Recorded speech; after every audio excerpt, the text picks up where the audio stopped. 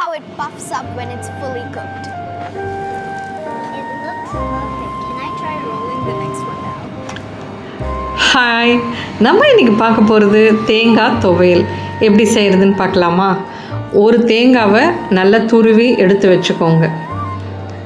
ஒரு குழிக்கரண்டி உளுத்தம் பருப்பு, கொஞ்சமாக புளி, கட்டி பெருங்காயம், ஒரு சின்ன துண்டு வெல்லம், கருவேப்பிலை கொஞ்சமாக, ஒரு 7-8 காஞ்ச மிளகா. இவ்வளோ தான் தேவையான பொருட்கள். இப்போ எப்படி செய்கிறதுன்னு நம்ம பார்க்கலாம். ஒரு கடாயில் 2 ஸ்பூன் எண்ணெயை ஊற்றிக்கோங்க. எண்ணெய் நல்லா சூடாகட்டும். சூடானதுக்கப்புறம் ஒரு குழிக்கரண்டி உளுத்தம் பருப்பை அதோடு சேர்த்துருங்க.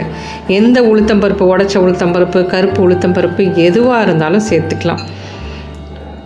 போட்டுட்டு அதுக்கப்புறம் காஞ்ச மிளகாவை போட்டுருங்க, கருவேப்பிலையே போட்டுருங்க. போட்டுட்டு நல்லா வதக்குங்க. இப்போது பெருங்காயம், ஏன்னா கட்டி பெருங்காயன்றதுனால இந்த ஸ்டேஜில் சேர்த்துருங்க. தூள் பெருங்காயமாக இருந்தால் நம்ம கடைசியாக சேர்த்தா போதும். இப்போது இதை நல்லா வறுத்து விடுங்க. உளுத்தம் பருப்பு பொன்னிறமாக ஆகணும். ஆனதுக்கப்புறமா துருவி வச்சுருக்க ஒரு தேங்காவை அதோடு சேர்த்துருங்க. சேர்த்துட்டு நல்லா வதக்குங்க. இப்போது இதுக்கு தேவையான அந்த புளி வச்சுருக்கோம் இல்லையா, அதையும் அதோடு போட்டுடுங்க. போட்டுட்டு நல்லா அந்த ஈரத்தன்மை போகிற அளவுக்கு நல்லா பொன்னிறமாக தேங்காவை வறுக்கணும். நல்லா வறுத்து விடுங்க. நல்லா வறுத்ததுக்கப்புறமா தேவையான அளவுக்கு உப்பை போட்டுருங்க. அந்த ஒரு துண்டு வெல்லத்தையும் அதோடு சேர்த்துருங்க. சேர்த்துட்டு நல்லா வதக்கி விடுங்க. வதக்கிட்டு அடுப்பை நிறுத்திட்டு ஆற வச்சுருங்க.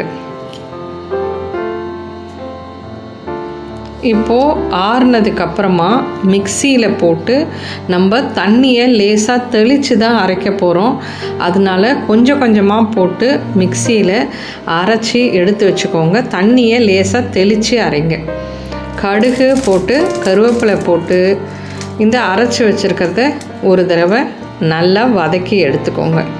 இந்த டிஷ்ஷு துவையல் எல்லாத்தோட சாப்பிட்றதுக்கும் நல்லாயிருக்கும். சாதத்தோடு போட்டு பிசைஞ்சு சாப்பிட்லாம், கலந்த சாதத்துக்கு தொட்டு சாப்பிட்லாம், இட்லி, தோசை, அரிசி உப்புமா எல்லாத்துக்குமே ரொம்ப நல்லாயிருக்கும்.